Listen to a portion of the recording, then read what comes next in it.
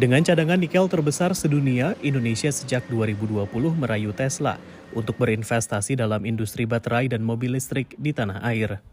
Presiden Jokowi bahkan telah berkomunikasi dengan Elon Musk, CEO produsen mobil listrik terbesar dunia itu, untuk merealisasikan investasi yang diperkirakan mencapai 1 miliar dolar AS.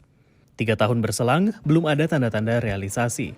Tapi komitmen itu diperkuat oleh Menteri Koordinator Maritim dan Investasi Luhut Panjaitan yang bertemu Elon Musk di San Francisco baru-baru ini. Mereka akan studi selama 6 bulan ke depan ini. Kenapa dilakukan itu?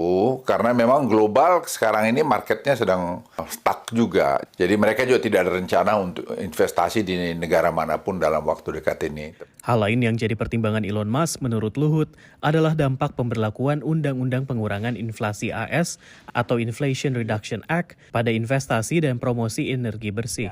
Indonesia telah menginisiasi perjanjian perdagangan untuk beberapa jenis mineral yang akan diekspor ke Amerika, supaya perusahaan dalam rantai pasok mobil listrik maupun baterai mendapatkan keuntungan yang diatur dalam undang-undang tersebut. Namun tambang-tambang nikel di Indonesia yang banyak berafiliasi dengan perusahaan-perusahaan Tiongkok terus diselimuti masalah.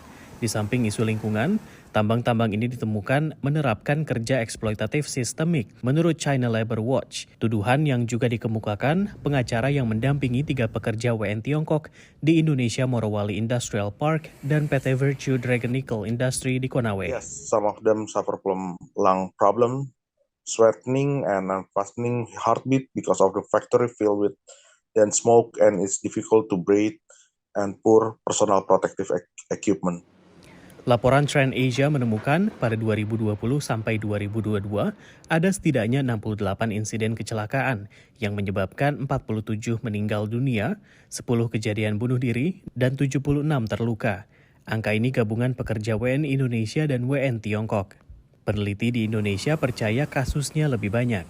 Yang merekam dan menyebarkan informasi tersebut ke WeChat, misalnya ke grup pekerja mereka, diancam untuk diberikan denda, bahkan diancam untuk tidak diberi izin untuk kembali ke Cina. Kan saat ini password mereka ada yang ditahan, seperti itu. Pengamat menilai pemerintah Indonesia harus terlibat dan tegas terhadap perusahaan-perusahaan ini.